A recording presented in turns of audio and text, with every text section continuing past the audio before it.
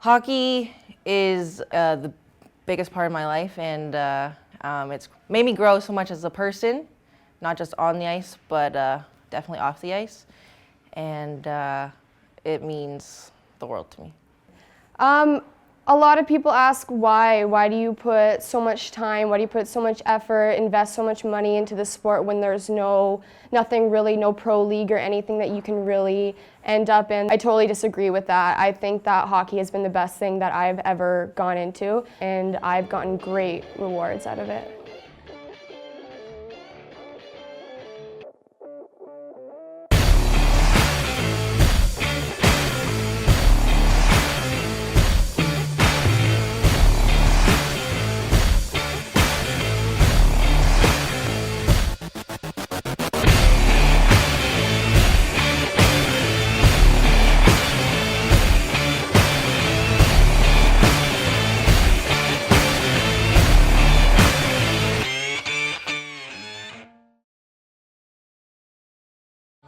Boom, boom. This is gonna feel real good, alright? Most dope. Everybody please put a thumb in the air. Pretty much even on days off, the team is still incorporated in your daily life, whether it's taking rest days or working hard. Sometimes we'll have days where we'll come to the rink early for a mental skills session, go on the ice for a couple hours and then go straight to the gym. So we invest a lot of time in the sport and working on improving ourselves both physically and mentally.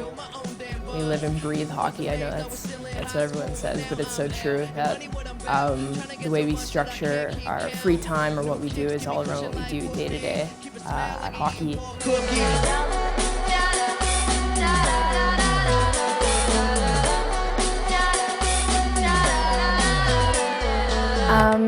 I started playing when I was 6, and I remember going to watch my older sister play hockey, and my dad asked if I wanted to play too, and I said yes. And I got into hockey because my mom actually played varsity hockey for York, and then there wasn't a girls' team in the town I'm from, so she started a girls' team so that Aaron and I could play. We didn't have any female teams in Nova Scotia where I'm from, so my dad actually was the coach for our first female novice team. So it's changed a lot because now we have female leagues in all levels and different competitive levels. I don't remember the exact age, but probably around 4 or 5. I have an older brother who played, so just naturally I went into it. Started playing in Huntsville with the guys because there was no girls team up there yet. I played boys hockey for almost half of my hockey career, you could say, up until I was 16. And I mean, for the most part, it helped me develop as a player, but there was never really something that was just for girls. And I think that you can imagine the obstacles that would come with one girl playing on a boys hockey team in a boys league. I had played boys hockey, and I only switched over to play completely girls when I was in Bantam. And so playing boys, it's always, oh, she's a girl. And there's a sense of, she's too weak or she's too small, especially with my size. And I think a lot of people don't understand that just because you're a girl doesn't mean that you're not strong, doesn't mean you can't compete. And so as a female hockey player, maybe those were some of the struggles, were being small, but also when I did play boys, being a girl. I'd like to see getting more fans in the stands, more awareness of women's sports, in particular the OUA women's hockey brand. I think it's extremely competitive, and I think it's a great thing. But we have to do some work to get young girls knowing that playing in Canada is an option, and that this is a great league and it has great opportunities both educationally and athletically. It's more popular now, but women don't have the same steps, I guess, to take to get to a bigger level. So I think obviously more publicity, but more resources and the same types of resources that men have, I think would make all the difference for women. I think a lot of people don't realize the amount of training and the intensity of training we have to do, especially compared to men's hockey. Like, we're putting in the same amount of hours in the gym and stuff, and our training is hard. We're not doing hot yoga. I had a football player ask me once if I could raise the puck. Can everyone on your team skate? Or, Yo, like, where's your tutu? What are you doing? oh, you guys work out? You guys lift? You guys sweat when you play? Well, of course we do. We're athletes just like the men. Yes, we do wear makeup when we play hockey. It's called waterproof makeup, and it does not run all over our face. I just like people to realize that we can be just as good as guys, and you see women hockey players competing in men's leagues now over in Europe, and they're doing just as well as the guys are. If you talk to anybody who plays women's hockey, they can tell you it's almost not as much hitting, but it's pretty rough. It's nothing dainty by any sorts, and I think that if people knew how rough it was, they would really change their perception in that way and maybe come out to more games.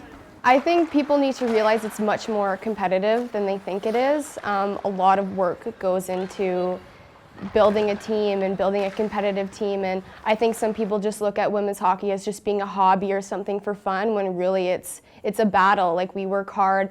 There's no hitting, but there's a lot of contact. It's very physical, so you need to be strong. You need to be strong physically, and you need to really be strong mentally too.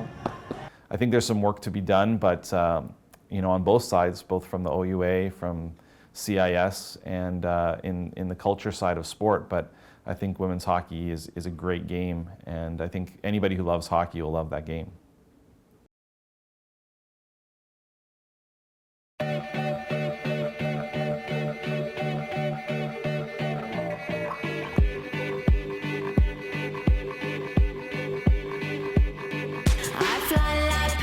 Today's the first OUA game of 2016, and we're heading to play the Guelph Griffins, who are currently ranked first in the CIS.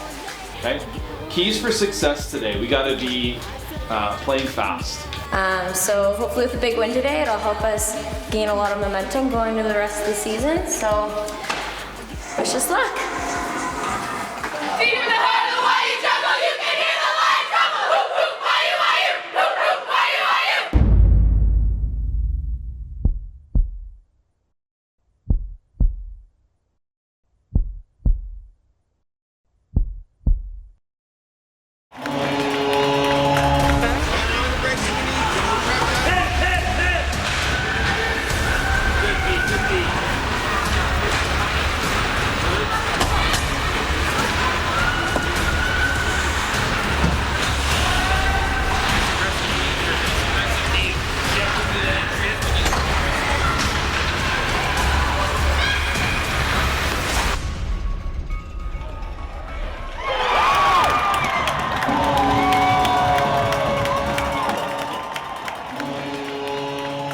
So I think you guys played a real good game, and Steve and I and the coaching staff, we were just talking out there about, we want to, our goal is to be a permanent residence as a top 10 team, and I think we played like it the last couple of games, don't you?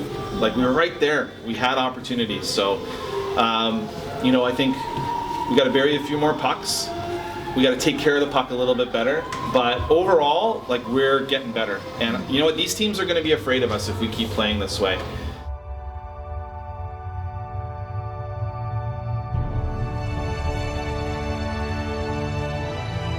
York Lions are very important to me. I mean, it's something that I would do for free if I would coach for free if I didn't have a job in it. Don't tell anybody. It's a sacrifice that you started taking when you were younger in high school, missing weekends, but you put your all into it, and it really doesn't feel like a sacrifice at all. It's deeply rooted in everything you do. It's into who you become as a person. I think it's structures you as a person, and who later when you leave, who you're going to be. We're all there for each other, whether it's for school support or personal struggles, or even especially on the ice. So it's just a place of comfort, and it's a place of laughs, and a place to just be yourself.